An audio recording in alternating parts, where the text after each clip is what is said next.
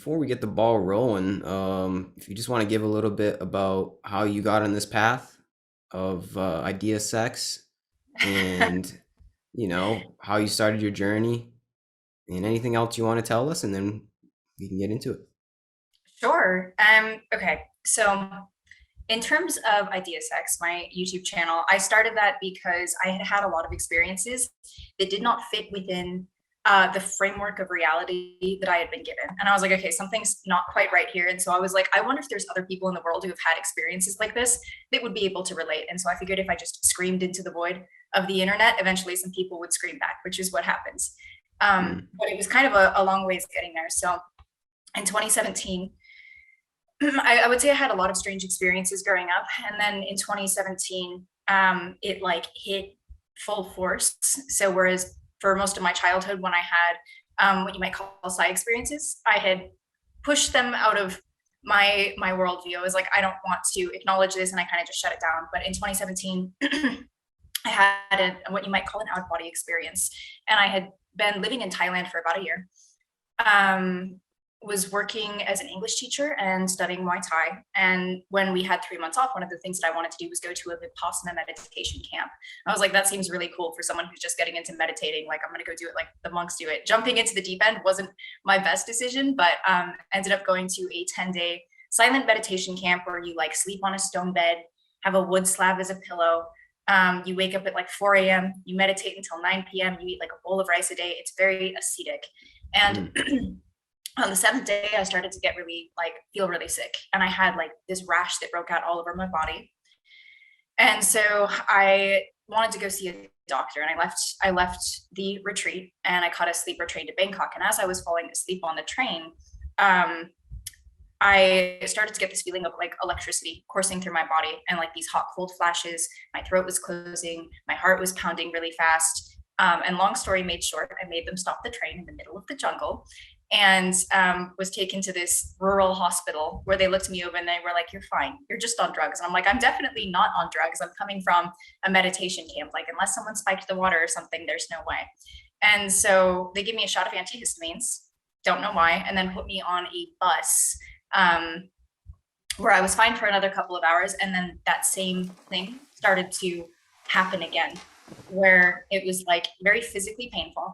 And I just felt like a little bit like coming out of my body is the best way to describe it. And so because I didn't want to make a scene like I had on the train, I went down to the bathroom. It was like a two-tiered bus. And I was like, I don't want to disturb anyone. I'm just going to go die quietly. This was my plan. And I went, and this bathroom, as if it wasn't already trippy enough, this bathroom had like mirrors just reflecting like on either side, right? Like the walls were mirrors, the ceiling was a mirror, and there were just infinite reflections in all directions. Mm. And I sat down convinced I'm going to die at this point because I don't know what my body is doing. And I think back to what one of the monks said at the meditation camp, which was that if you focus really closely on your breath, you'll know what it feels like to take your last. And so I started to meditate.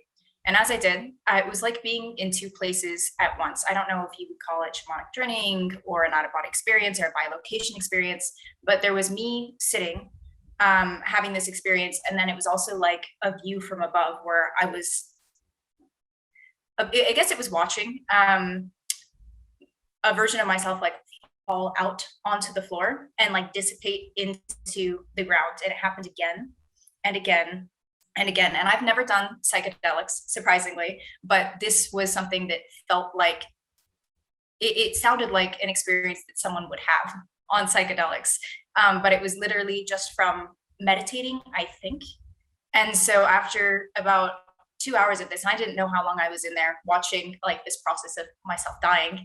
But I heard someone knock on the door, and that was what snapped me out of it. And I had been in there for 2 hours having this very strange experience. And then what was probably strangest of all is that following that, in the 2 years after, I had all kinds of weird physical symptoms. And I went to so many doctors and specialists, and no one could figure out what was wrong with me. So I had boils, I had rashes, I would hear ringing in my ears and I would go deaf sometimes. I would see flashing lights.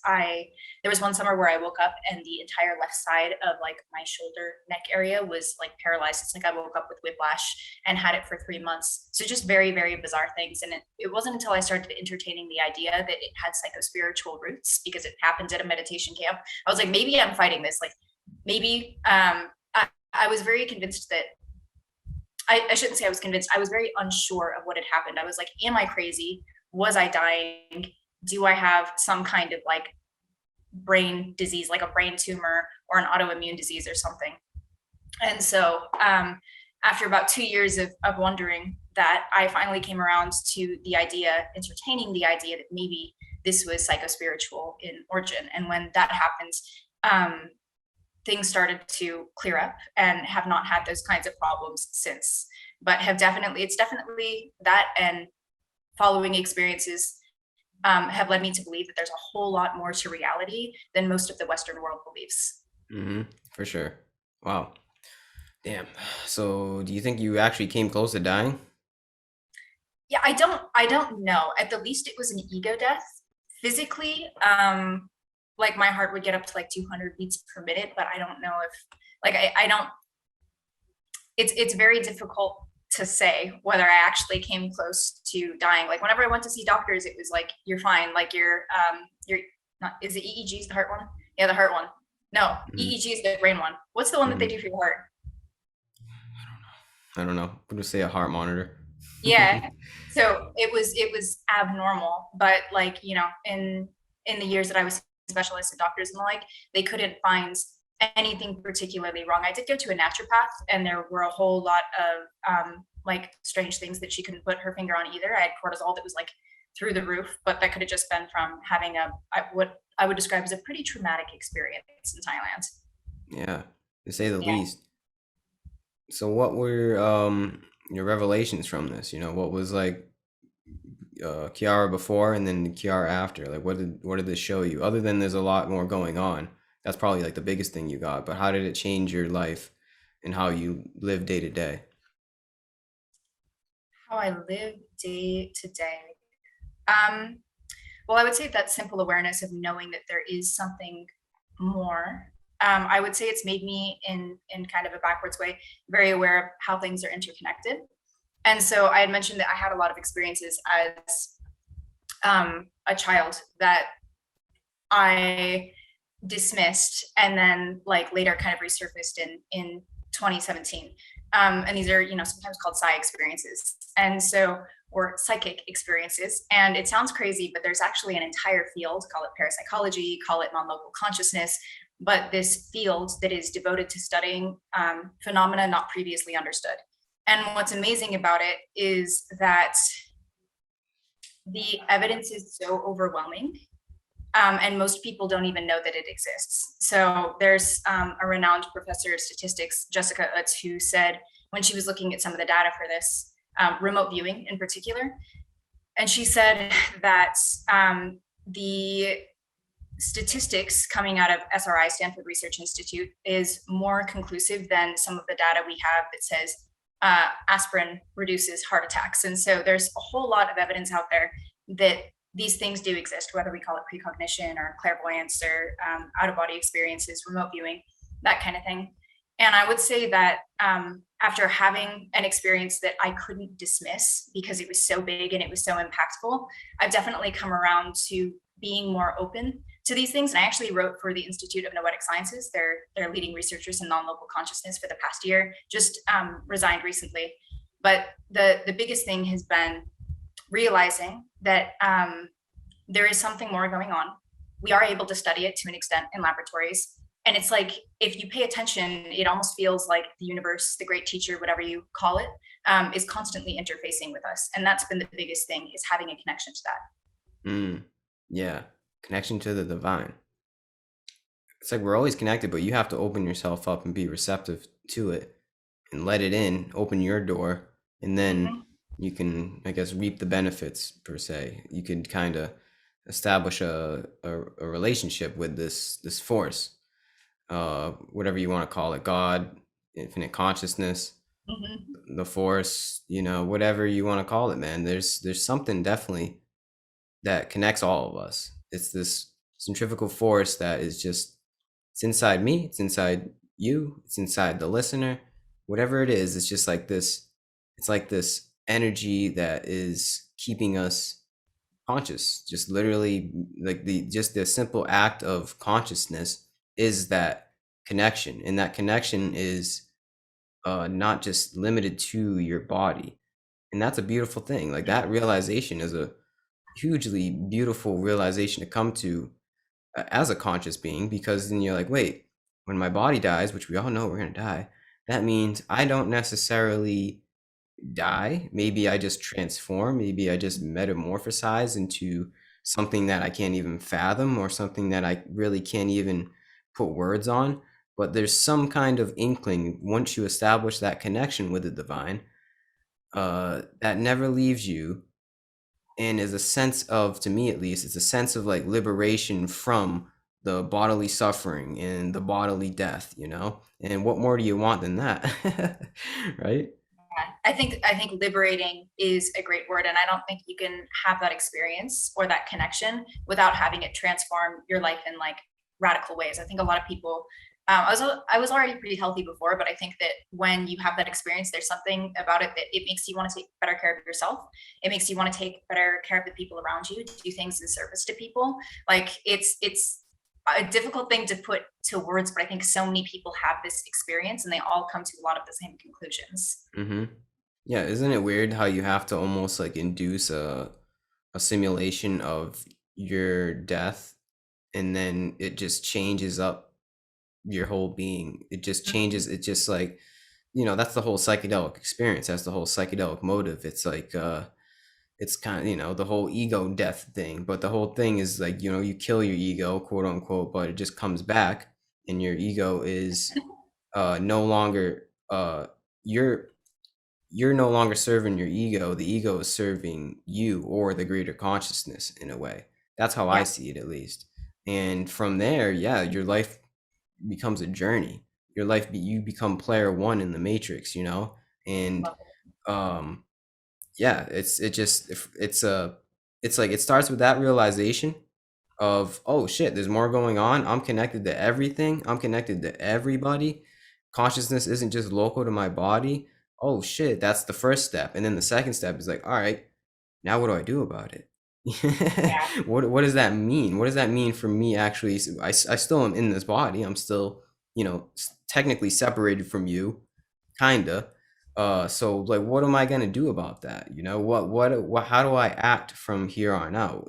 How do I treat myself? How do I treat others? What am I gonna take in? What am I gonna put out? It's a whole it's a whole life-changing experience that is, I'm still on, I'm still on this thing. I don't think it ever ends, to be honest with you. I think we just continually grow and grow and metamorphosize into things that we can't even imagine, like I said. But it starts, and I'm always interested in everybody's realization and everybody's catalyst moment of just like that one thing, like something happens to somebody where just like something switches, and something like the dial turns to a different frequency really quick, or just the light shines on your consciousness. Like something happens with people, and it's usually close to, like, simulating death.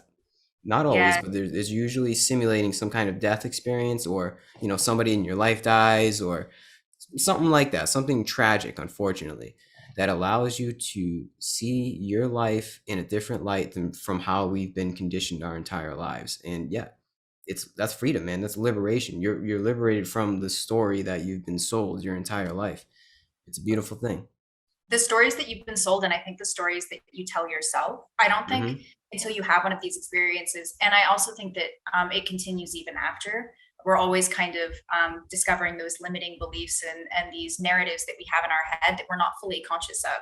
And I think part of, you could call it a spiritual awakening, but those experiences you have when you meditate, when you have a mystical experiences, when you do psychedelics, is that you become aware of these things. And when you become aware of them, that's like the first step in changing them. And I don't think, Yeah. at least for me personally, I didn't realize that I was a slave to so many of these stories that I didn't consciously choose. They were programs. Mm-hmm. Mm-hmm. And then you can consciously choose your story. You can write the narrative. You know, you become the storyteller after you realize, oh shit, what all these stories, all this, the story of the ego. This is where did that come from? Like, who put that in my head? Like, where did like, it doesn't you know? It's hard to even figure out like where all this the false narrative that we've been sold. Like, where did that actually come from? But at least you can figure out how to change the narrative and figure out the future narrative on where that actually comes from, and that is the great teacher, the divine. If you truly align yourself with that, your life will become a story. It's pretty cool, man. But it's a story that's like, how do I put it? It's like you can write your own, right? You can write your own narrative, but it's aligned with a greater narrative. It's aligned with some kind of plan, it seems like, right? Because i'm Yeah, not i'm not like 100% doing my own thing and writing my own story, I guess. It's like it's aligned with, like, say I meditate. It's aligned with some kind of, it seems like, a download, an unconscious intuitive download that comes through, and then I weigh it in my being, and then from here I act and bring it into the physical world. it's co-creative. Co-creative with the Yeah. divine.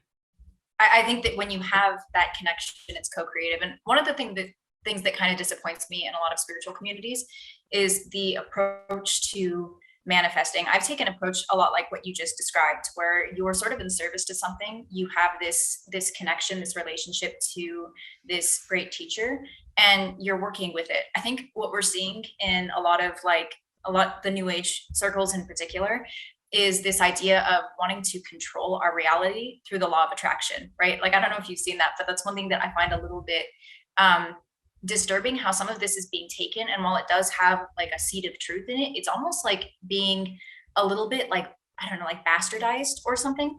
And so you have people who are like, okay, I want to manifest that specific car or like $1 million or whatever it is. And they do the inner work purely with the intention of raising their vibrations so they can attract something external, regardless of whether or not the law of attraction actually works. The fact that that is the mindset, to me, tells me that there's a subset that's sort of going potentially the wrong direction with it, where it's Hmm. really just getting caught more in the patterns of the ego and these stories that we tell ourselves, rather than being in communion with this higher thing. Yeah, that's the basis of magic, right? With a K. It's Magic with a like K. you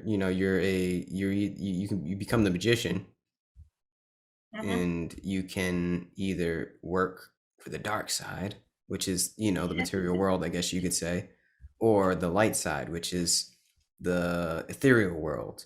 Yeah. And yeah, it's like, that's the motive of Star Wars. It's kind of like the light and the dark side. It's that idea of what you work for. And the dark side is tempting. It's very tempting. It's because you can do that. You can use this magic with a K to Mm-hmm. manifest a car, or some kind of something that you want in this physical world, like money, maybe even a person. You can do that and manifest that, and it will, like, if you take the correct steps, it'll happen, man. It's a Yeah. real thing. But is that, you gotta ask yourself, is that truly aligned with how the divine will, the white magic, the actual creating of a better world, actually aligned with love? That's the white magic aspect of it, and it's not as tempting. It's kind of like not as I guess tied to our sensual pleasures in a way, and that's the yin and yang you have to balance in yourself and in your body when you partake in this path and this journey. It's being able to not go too much to the dark side, bring a balance in Yeah. yourself. It's like, recognize the dark side. It's still a thing. We still need material stuff. Like, I manifested this microphone and this camera, and you know that's kind of like manifesting in the material world, but I Mm-hmm. did it in a balance. I think I did it in a balance to talk about the things that we're talking about now, and then with other people as well. It's like, don't necessarily shoo away the dark side, but just not too much. We're like at an imbalance, it seems, right now with the new age Yes. movement, or potentially like some people in the new age movement. It's like it's an imbalance in how we use this force and this magic with a K. You know? Yeah, no, I love that. And I love that you say magic with a K, because I was thinking of magic as being sort of twofold. One is the perception of energy, and the other side is, so it's a two-sided coin. You've got the perception of energy and you have the influence of that energy. And so the perception is things like, it could be clairvoyance, precognition, whatever, but it's the ability to listen and be open. It's when you are listening, Hmm. when you're in meditation and you're receiving those things. And then the influence is the manifesting side of it. How can I use this information and subtle energy to shape my reality? And I think a lot of people totally skip out on the listening part and just want to control the reality, right? And so Mm. I think that idea of balance is very important. And I'll say from my own experience, I've done both. And I have found what you are defining as white magic to be so much more fulfilling, in the sense that I really think that most people don't know what the hell they want. Do you know what I mean? And I think we have to Mm. listen to that thing to know what it is that we are actually best positioned to do. And I think it's one because of, I think it's a couple reasons. One is the programming, right? We receive all these this input about what it is that we should want and what it is we should be striving for in life. And so I think that influences us. And the other part is that our worldview is so limited, right? It's like we look at things through a straw.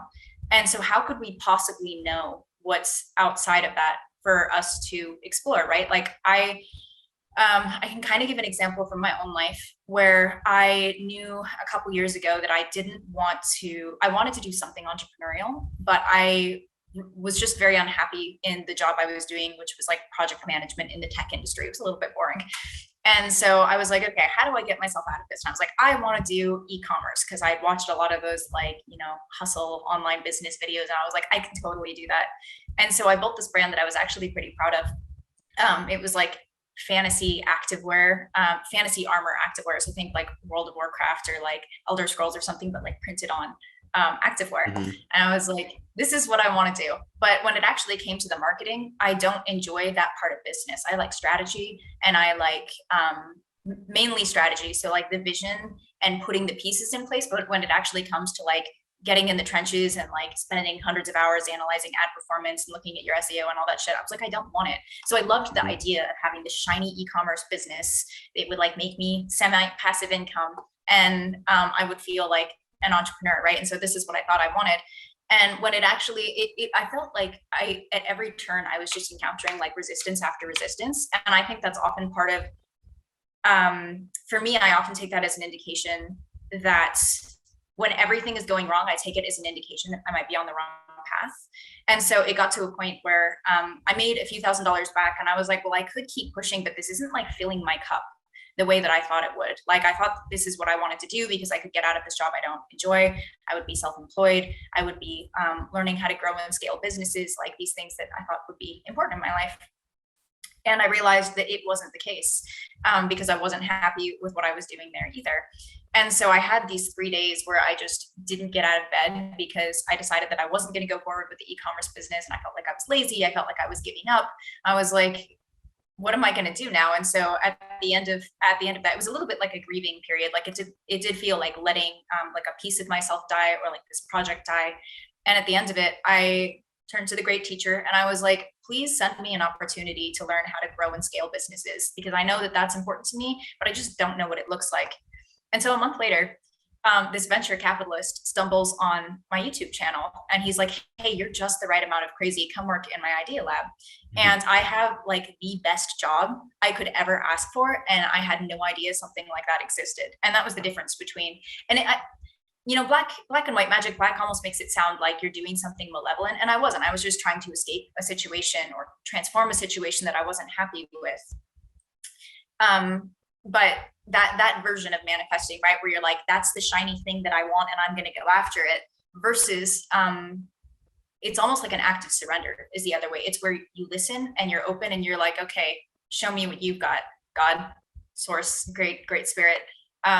And I have found pretty consistently that that approach works much better for me than trying to dictate everything that comes into my life and my reality, which is very Yeah. popular, I think, especially with like the release of things like The Secret and Abraham Hicks, Yeah. it's Abraham Hmm. Hicks, yeah, and like all that stuff. And people are like, you know, very much, I think, into the control aspect of manifesting rather than the surrender and the co-creation. Mm. Yeah, it's a real thing. It is. If you just, for anybody listening, just try it out. Like this, sometimes I do it as like a science. I'm like, all right, I'm gonna try and manifest X, and Mm-hmm. then all of a sudden, if I'm paying attention, X will pop up, but it's like when I try and do that, say I try to do that consciously, X will usually pop up, but not necessarily in the way that I wanted it to pop up. You know, like sometimes there's some funny business with manifestation, but like if you're paying attention enough, you go, oh, that's how I manifested X. You know what I'm trying to say? It's like you can manifest all of this stuff in your life, but it might not necessarily always go according to the plan that you have set out. And that's the beauty of this crazy life that we're in. You know, that's the mystery of this life. It's like there is this weird ability to be able to tap into this, I don't Mm-hmm. know, tap into time, I guess you could say, the timelines, and like actually manifest certain events or things in your life. But how am I trying to put this? It's like if you try to do it out of the wrong intent, it's not always going to manifest in the way that you want it to, per se. The intent, it's all about like why you're doing it. I think at another level, it's like, why are you trying to manifest this? Is it out of greed? Is it out of lust? Is it out of spite? Any insert negative thing here. Is it out of that, or is it out of love? Is it out of community? Is it out of trying to truly help people or make the world a better place? And then if it's from that kind of intent, I notice the manifestations are a little more aligned with uh like less of that funny business I was talking about, less of like, oh, it just lines up better if it's with that better intent. So it's like, yeah, we have the power to do it, to really create the world we want, but I don't think we were truly meant to. It's a blend of free will and predetermination. Like we weren't meant to fully be free. We were free enough, like we were put here to be free, I believe, to be able to surrender to the divine will. And then from there we use our free will to continually connect back to the divine will. I don't think we're not fully free here. I think we're servants to something. We're servants to that teacher. Once you connect with that great teacher, the force, God, infinite consciousness, you realize like, oh shit, I'm actually put here for a reason. I'm like almost like a tool in a way. There's Yes. the yeah, I'm like a vehicle for change, for creation, whatever it is, and I'm not fully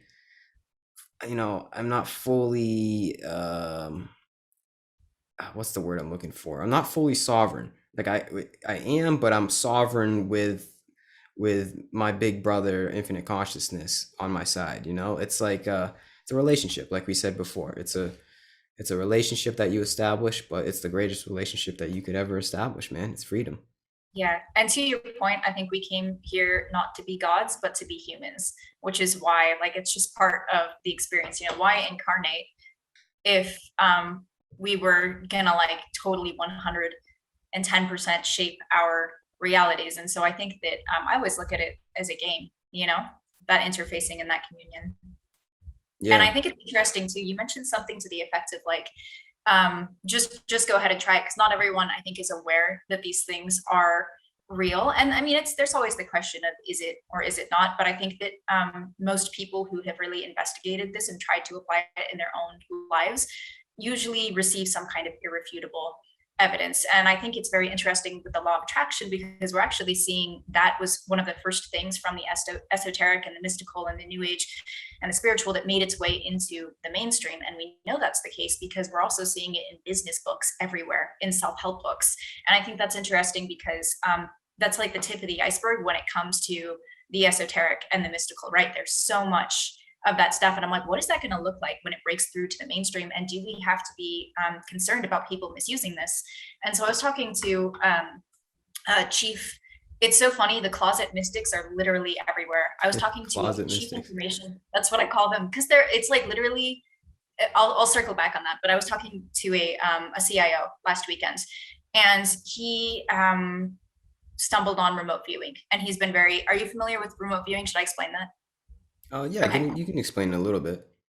So remote Sure. viewing is the idea that you can transcend time and space in order to observe things in other parts of the world. And so it started with Project Stargate back in the 70s when they were trying to investigate psychic abilities for military applications. And so they would bring in very these master psychics, these Merlin class magicians like Pat Price and Ingo Swan, and they would give them coordinates to anywhere in the world, usually like a secret Soviet base or something, and they would have them remote view where they like close their eyes, get into a meditative state, and they start to get impressions of what is taking place at those geographical locations.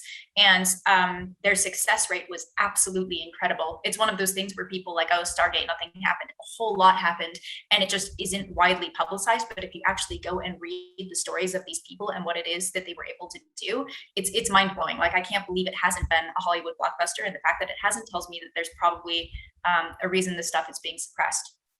Mm. So remote viewing is one of the classes of experiments that has exceeded what's called the Six Sigma threshold. And that is when an experiment, a class of experiments, is calculated at odds against chance of 1,000,000,000 to 1. So in other words, there's no chance that it's chance.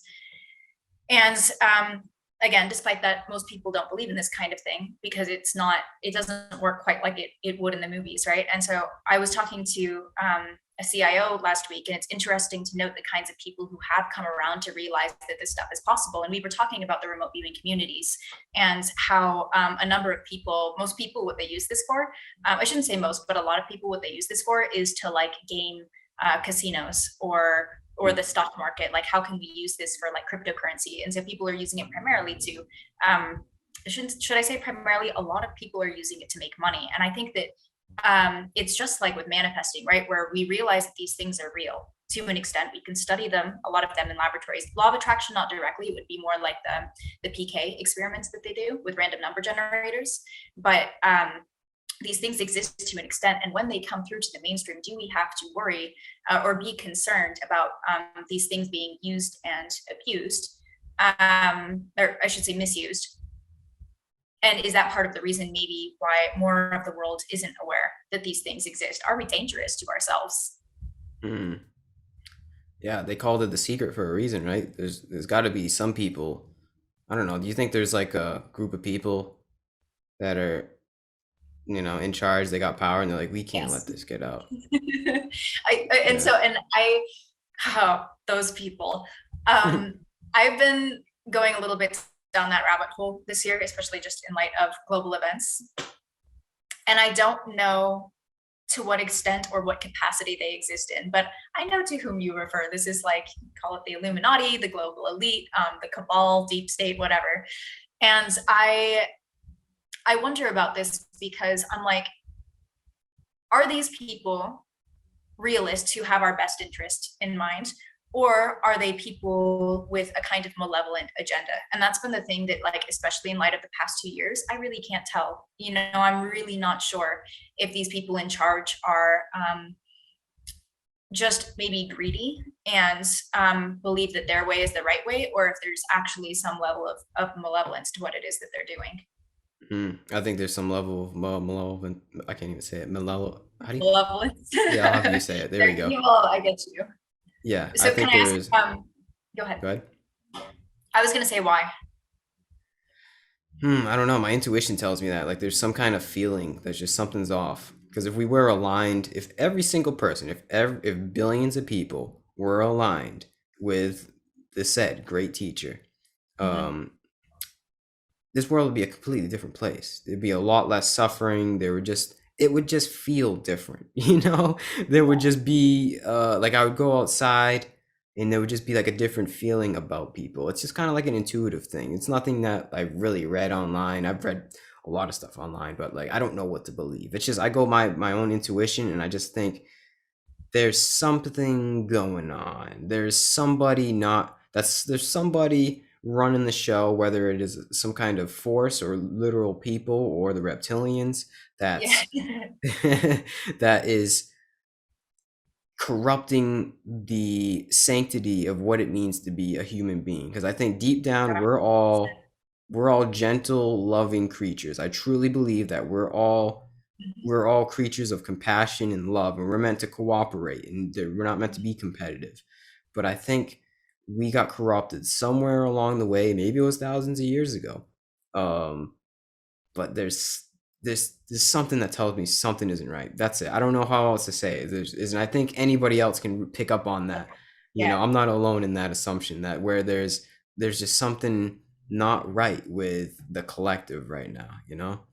I 100% agree. And I think anyone with this even a little bit open Hmm. knows that there's something going on. And I do wonder about it being malevolent, just given a lot of these people's track records. And it's difficult to say, right? Like, is it just the elite? Is it the people we can see, right? Is it the Epsteins and the Bill Gates and the Jeff Bezoses of the world, the WEF, these kinds of people who we can see, or is it something further back in the shadows? Is it, a fourth dimensional race of lizard people from outer space? Like, I don't know, right? And I don't even pretend to know, because there's really no way of knowing. And so I also think that the reptiles, I wonder how much of that could be like metaphorical.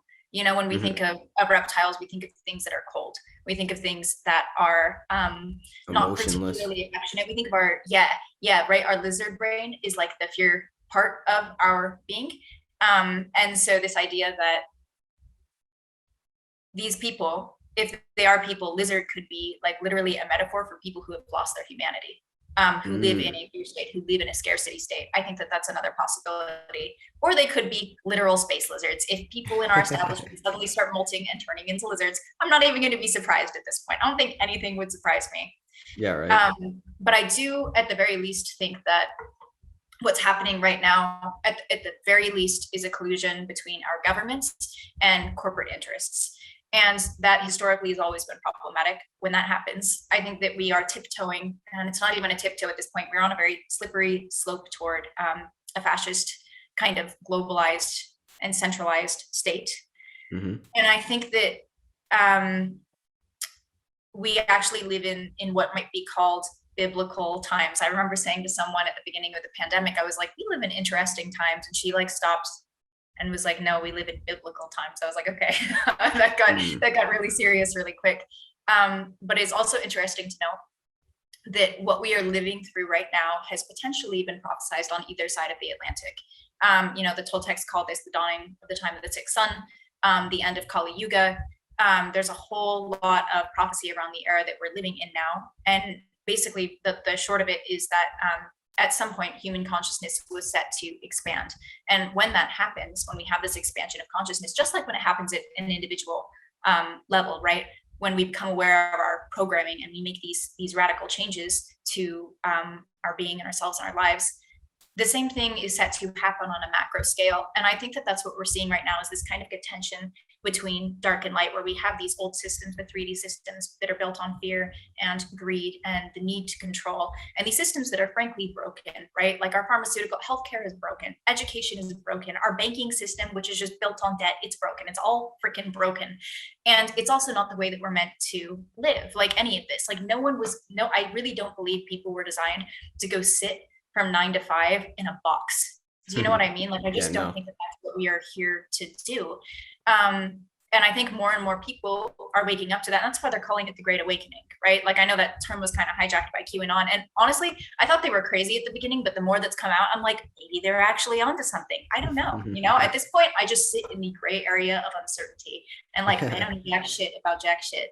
Hmm. Um, but I think we're seeing this contention between these old ways of being And I think that these ways of being are symbolized by, you could call it the global elite or the reptilians or whatever, and they're like holding on for dear life or control as we're actually trying to move into this prophesied age, right? Time of the sixth sun, the golden age of humanity, the age of Aquarius. It's been called all kinds of things. And I think that we're literally in the middle. It sounds dramatic, but we're like in a battle for humanity's soul right now, is what it Hmm. feels like to me. Yep, it's a war on consciousness. It is a war on consciousness, 100%. Someone just commented that to me the other day, and I was like, that's exactly what it is. Yeah, interesting time to be alive, that's for sure. If you're paying I, attention. if you're paying attention, otherwise you have no idea what's going on, and it just seems very scary. I think it's Yeah, exciting. yeah, right. Yeah, It's a shooing away of the old world and working our way into a new world, unforeseen realms, like unforeseen technology, unforeseen literal biological technology of our body. It's just gonna like we're entering a new phase, almost like becoming magical spacefaring angels, elf-like beings. We're just be. It's like it's hard to explain where we're going. I don't think anybody knows. I can't. Nobody really knows. But there's it's unprecedented. There's no way that you can look at the past and then somehow base the future upon our past because it's just like it's just chaos at this point. Like not even not really chaos because there is some order into where we're going, but it's just like unprecedented. Like I said, there's no way anybody knows where we're actually going. But I think it's a it's a society more aligned with community and more yep. aligned with cooperation with each other. And that is happening because I've been having conversations with like-minded people for the past year and a half now, year. And we're all in that same wavelength, even though we're not the majority yet. There Yeah. is something going on. There's something in the air that's changing. There's something.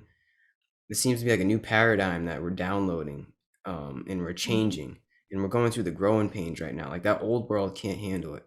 It seems like that. It's like you said. It's the last ditch effort to stay around and keep that very old reptilian mindset that we've had, and it just can't handle it right now. So it's like you're either with it and you're going with the flow and you're just kind of watching it like a movie, or you are the movie, you're partaking in it, or you're resisting it and you're suffering, and you like you said, it's scary and you don't know what the hell is going on. It's becoming like a dualistic war of the mind. Yeah. It's all how your perspective is. And I know what side I want to be on. So it's like choose wisely, man. It's all up to us. It's all up to you on what side you want to be on in this war of consciousness, man. It's all up to you. We all have the tools. We all have the ability to do so. All it takes is disconnect a little bit. If you want to start, to anybody listening, if anyone wants to start in this war of consciousness and liberate yourself, it's just put down your phone, put down the computer for a little bit, and just go meditate. Go outside for a little bit, like disconnect and connect with yourself. That's the first step to really getting on the spiritual path and liberating your mind and from the noise and the chaos of the outside Oh, world. yeah. It's just center yourself. 5-10 minutes a day. That's all you need. And then 5-10 minutes turns into a week-long Vipassana retreat where you're having an out-of-body experience. But just everybody can do it. Um, and I think everybody is going to do it because we're not going to have a choice in the future. It's like people are going to keep looking for the outside world to bring them some kind of comfort and some kind of antidote to their suffering. And it's never going to add up. It's never going to happen. So because of that, and we're seeing that now actually, because of that, like you can't just find happiness from the outside. People are turning inward. They're turning toward the great teacher and turning toward the divine because we literally don't have a choice at this point. Like this war of consciousness is kind of like, I mean, you do have a choice, but it's like you reach that realization that there's comes some kind of realization where you're like, I'm done suffering. I'm I'm Yeah. I'm done going against the flow. I'm just gonna surrender and go with the flow and listen to that other voice in my head. Not even a voice, that other source of energy that is inside of me. I'm gonna start listening to that, and I'm gonna go and work with that. And once you do that, it's all good. Go with the flow, man. It makes life easier, and it makes life a journey. It makes life beautiful, and it makes the whole world a better place. That's ultimately what we're doing it for. We're trying to destroy the old world and our old ways and create Let a it new matter. world. Yeah. And yeah, kumbaya. That's exactly it. Um, and it sounds like you're actually quite confident that we're headed in a good direction, because I know a lot of people who are also aware of the war on consciousness, and like, you know, like Major Ed Dames, right? Remote viewer who's been like prophesying the end of the world for a very long time. There's a lot of people who think that we're headed toward something very bad. And so I'm curious as to Hmm. what your thoughts are on that. Is the light winning? Is that a for sure thing? Do you think it's a timeline option? Like, where's your head at on that? Mm. So I think it's going to get bad, quote unquote, for people that aren't connected. If you're connected, if you're tapped in, you're not going to see it as so much bad. You might even just say like, "Oh, I knew this was coming." I do think it's going to get quote unquote bad before it gets better. This whole new paradigm and this new consciousness might not be a thing for another 50 to 100 years. I don't know. We're just the pathfinders in this whole thing. But I think it's inevitable at this point.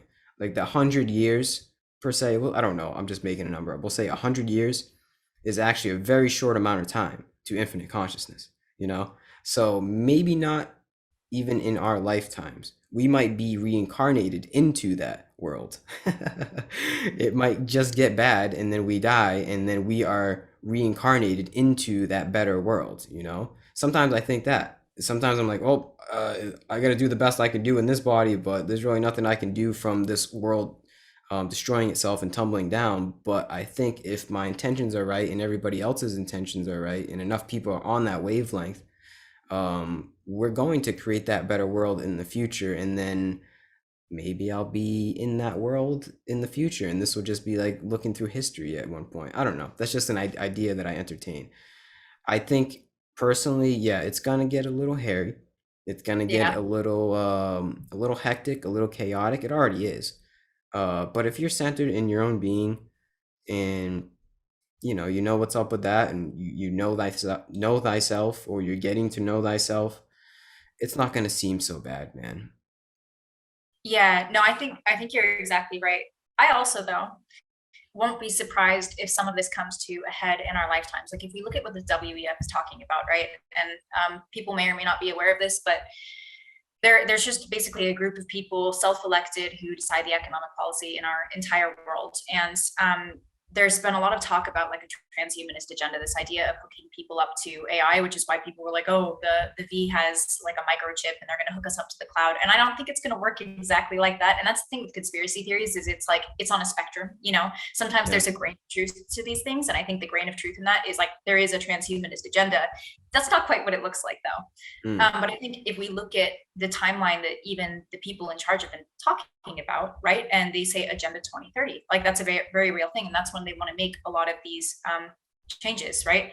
And I think that for that reason, if they are pushing to have this world that they have envisioned, which is a globalist economy, which doesn't sound like a bad thing until you hear about where it could go, right? Like they call it the Hunger Games Society, this idea of you have a tiny wealthy elite on top, you have a military police state here, and then you have everyone else, you, me, everyone we know at the very, very bottom. And then the idea of like a depopulation agenda, the idea of no longer having real food, right? Like the printing of meat, which I think is interesting. Don't think it's bad if we go more plant-based necessarily, but simply the idea of like making our food in petri dishes. Like why, when we actually have the earth and the resources to be making real food, right? Like I think his quote, Klaus Schwab, was like, meat will be a treat and you'll eat like insects or something. You'll eat bugs is going to be a Oh. staple. This idea that you will own nothing and be happy. This idea that we're going to rent everything, right? And they're pushing for this by 2030. That's not that far away, right? That means the 2020s is where we're going to see a lot of these things rolling out, and we're seeing it with the introduction of the social credit system and the passport. That's what this is all pushing toward is a digital identity. They've called it a fusion of our biological, digital, and financial identities, right? We become literally barcodes, is what this is. And so if that's going to happen by 2030, that means that the resistance has to happen by 2030. And I think that resistance looks a lot like what you were just describing, where it's leaning on a community. It's the decentralization of power. It's being everything they don't want us to be, which is self-sufficient. So we're no longer dependent on a healthcare system that is designed to keep us sick. Like we know from the history, it shouldn't even be a question at this point. Like if you look at the track record of big pharma and the things they have done to make a profit, like there's no question these people do not care about our health, right? Mm-hmm. And the same with all of these other systems. We know that the American dollar is going to burn. It's going to crash and burn. It's well on its way. We are trillions of dollars in debt, and so if that system crashes, they want to push us to a central bank digital currency, where Yep. again you're very much dependent on the state. And so where these people are pushing for the centralization of power, we need to be stepping back and being self-sufficient and creating our own communities and decentralized everything, decentralized internet, decentralized money, decentralized food, right? Like being able to grow your own, being able to essentially just rely on the community around you rather than these corporate interests and this government that doesn't seem to have our best interests in mind. And this is the thing where I'm like, how much of it is malevolent versus them just trying to do what's right, right? Like maybe they are just right. I'd love to believe that they're just trying to take care of people. But to me, what it seems like is that we're tiptoeing toward this fascist state where we are absolutely reliant on these other entities to provide us with everything. And if we have a digital identity, right, and our like the social credit system in China, which is not a conspiracy theory, it's literally a thing. You can watch people like talk about it who have lived in it. This idea that if you do things that the government doesn't like for jaywalking, even it doesn't have to be like starting a revolution, right? It's like jaywalking or like buying too much junk food or something. You get pinged your social credit score because they've also got like a surveillance state. You get pinged and your social credit score goes down. And when that happens, theoretically, they can just turn off your bank account. They can just turn off your ability to engage Mm. in commerce. And that is what a lot of people are afraid that we are headed toward, right? That's what people are concerned about with passports. And so if their idea is to have this world, and we've touched on pieces of it, if this new world, the new world order, which they've come right out and said, there was a public health official from Australia that used those words, and I'm like, is it even a conspiracy theory anymore? Like she said, new world order. If that's going to happen by 2030, then that means we can't let it happen by 2030, which is why I think it really could come to a head in our lifetime. I don't think it is going to be 100 years from now. I think that we are here to make sure that what they want does not happen. Mm. Wow. Yeah, I can see that for sure. Damn. 2030 seems far, but it's not. No, There's a lot of changes that are gonna happen very quick, exponentially. Seems like that's what's happening. Damn. Are you into cryptocurrency at all?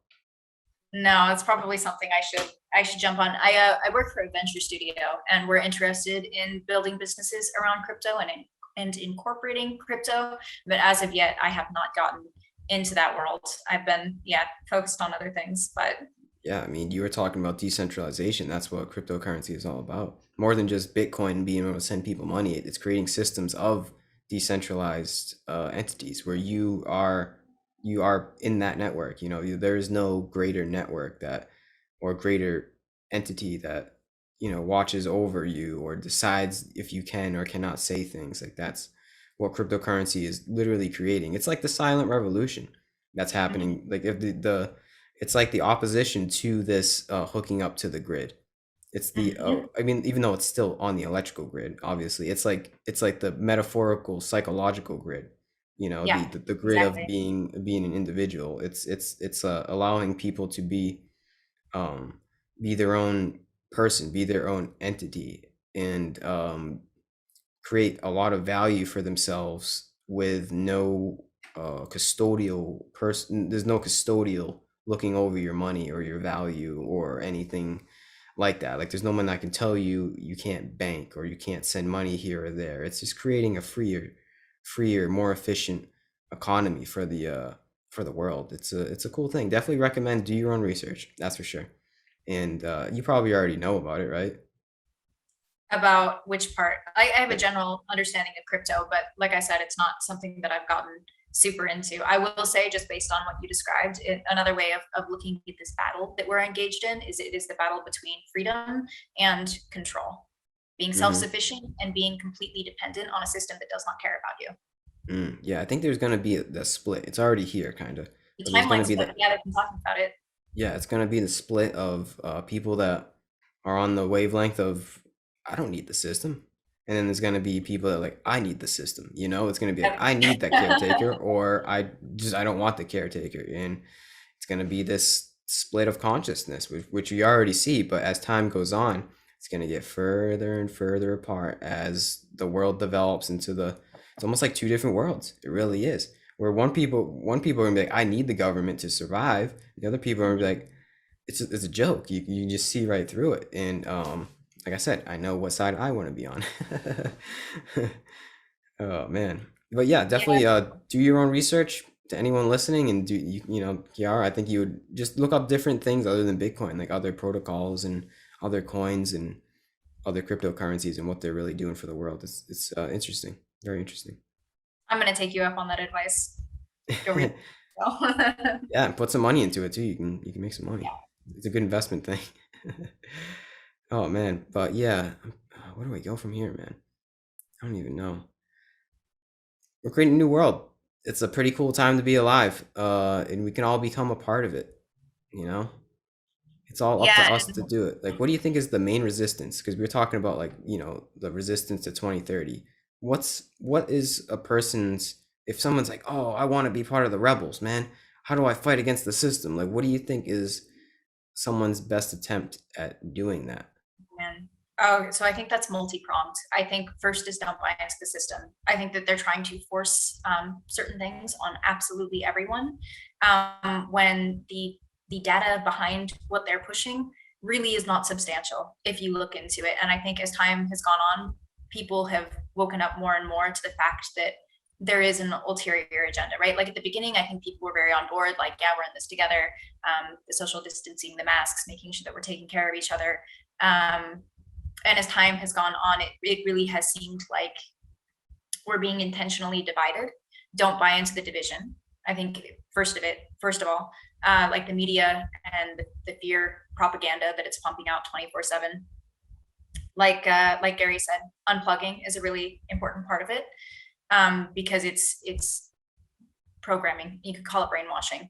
And so I think that's the first part of it is don't buy into just what you're being told. It's really a matter of doing your own research and educating yourself on these things, which a lot of people just don't want to take the time to do. But it doesn't take much time or much digging to realize that what we're being told doesn't add up at all.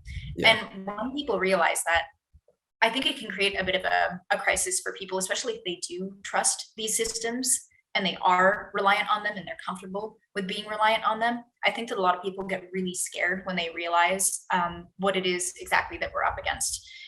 And so potentially bracing oneself for that, but also realizing that there's a lot of solutions because there are a lot of people who realize what's going on. And the more people speak out, even though they're trying to censor everything and push one narrative and there's no room for discussion, being open and honest about where we stand with things and standing together, I think is really important in this. And then also really thinking ahead. So making sure that like if some of the things that seem to be planned do come to fruition, right? Like planned food shortages, fuel crises, those kinds of things, that you've prepared, that you have access to your own supply chain for like food or for water or whatever, and really putting yourself in a place where you can be self-sufficient. One of my big goals for 2022 is building like a garden where I don't have to go to the grocery store anymore. Like hmm those kinds of things, and then also trying to find people who are also thinking similarly, because then if the American financial system collapses and we need to rely on each other, then it's good to have a network of people where you can barter and you can make sure that maybe you have a friend that hunts, maybe you have a friend private farms, like those kinds of things, but actually making the real world connections so that if shit really does hit the fan, you are in a place to be okay should that happen. And so Mm-hmm. I think that's part of the resistance is really just already becoming and shaping the world that we would like to see, which I think for most people does not involve being under the thumb of big daddy government. I think for most people, it looks like freedom. Mm. Amen. Yeah. Wow. Amen. That's awesome. I think we can probably wrap it up at that. That was a good point. I mean, Cool. you summed it up. It's more toward freedom. Who doesn't want Yeah. that? You know, like come on, it'll make you happier too. You know, in the whole process of this whole thing, it'll make you a happier person, or Mhm. maybe more at peace. You know, maybe that's a better word than happy. But it's just this whole process, this whole journey, this path has led me to be just more still, more centered in my being. You know, it's kind of aligned me with a certain kind of truth, and aligned me with how to act, and aligned me, like you said, with a community and certain people that I've met along the way. Which that's the most important thing, is having the people there that you can connect with and exchange ideas, and maybe, you know, if shit hits the fan, you can literally establish a community with them in the future. Who knows? But yeah, that's probably the most important thing. Establish a community, and from there, that's where the fun starts. But yeah, other than that, you got any last words? No, just cheers to the new world. Yeah, choose Yeah. love, choose light, choose freedom, man. That's we all have the choice to make, and you know, why would you not choose those things? Why would you not choose that better world? It's the better option for me and for everyone else, and to make it so we don't suffer as much. Yeah, I agree. I think. Yeah. Other than that, this was a cool convo. Hope everybody enjoyed that listened this far, and I'll put everything in the description where anyone could find you if anyone wants to reach out. Cool. And yeah, thanks again. Thank you so much. Namaste and peace out.